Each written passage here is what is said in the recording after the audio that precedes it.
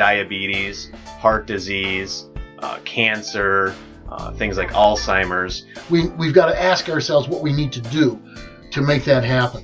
And that's what this entire program was designed to do, to become the most healthy and most exuberant, most vibrant that you can possibly be.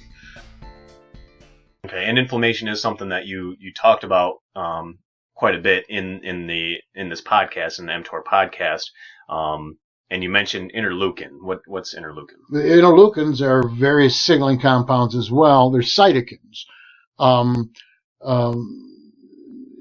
The interleukins, a form of cytokines, also can be released in the system and form complexes that are either good for us or bad for us. In other words, if I was to look into your blood work and see interleukins, various levels of, for example, interleukin 6 and interleukin 8, I would know, based on those levels, those readings, whether or not there was some systemic inflammation going on inside your body. And pretty much where those regions were typically associated with high levels of interleukin 6 and 8.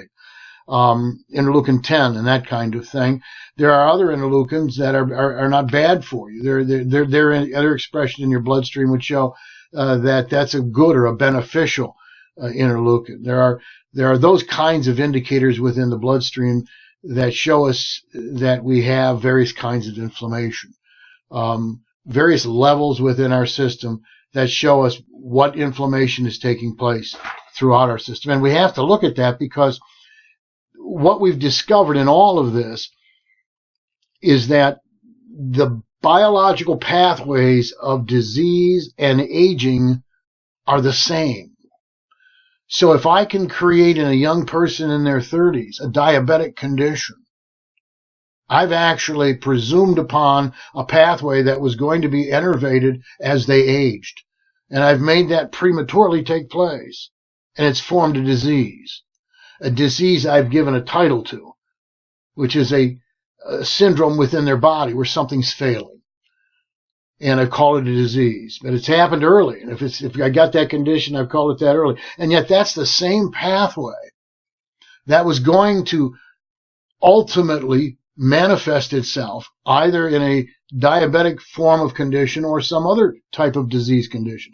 It might have demonstrated itself depending on my genetic past from my ancestors. It might have come out as heart disease, or it might have been a cancer. It might have been something else coming out of that bedrock of metabolic syndrome. And inflammation is the bedrock. That's the bedrock. Okay. That's where we begin this whole process of metabolic syndrome. We see with an inflammatory microbiome within our human cellular structures, we see a society in anarchy. We see an inhospitable arrangement for our cells to live in. And we see something leaning us toward the disease conditions and pathologies that they ultimately end up manifesting. That's what inflammation gives to us if it's not corrected. And inflammation is that catabolic side, but it comes from mTOR, which is concerned with cellular proliferation. And when it is completely dysregulated and it is out of harmony with the body's balance, then it creates this inflammatory process, which is definitely destructive and catabolic in its end result. Getting down to the cellular level, this is what our cells expect of us. This is what we need to give them. It's completely within our control to give our cells what they need. And in doing so, we're talking about completely eliminating diabetes, cancer, heart disease, Alzheimer's, and a myriad of other diseases.